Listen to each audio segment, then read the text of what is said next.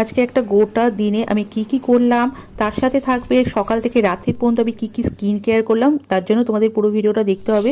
সকালে ঘুম থেকে উঠেই আমি আগে গাছে জল দিই, তারপরে স্নান টান করে পুজো রান্না এগুলোর মধ্যেই থাকে। তো আমাদের মাছে ভাতে বাঙালি, আমাদের ম্যাক্সিমাম দিনই মাছ হয়, মঙ্গলবার বাদ দিয়ে। তারপরে আমার থাকে ক্লাস, খাওয়া দাওয়ার পরে আমি ক্লাসে চলে যাই। ক্লাস টাইমে আমার 12টা থেকে 4টে পর্যন্ত ক্লাস করি। যেদিনকে ক্লাস থাকে না তার জন্য থাকে আমার নিজস্ব প্র্যাকটিস, এছাড়া ক্লায়েন্ট মিটিং।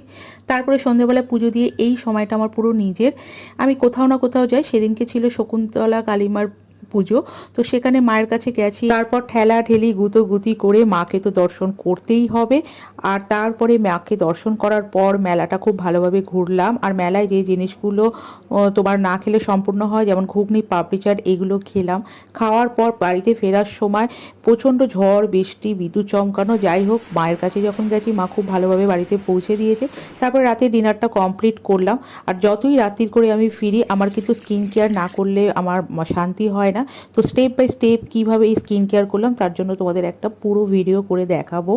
আর এইভাবেই আমার সারা দিনটা কাটলো। কেমন লাগলো জানিও।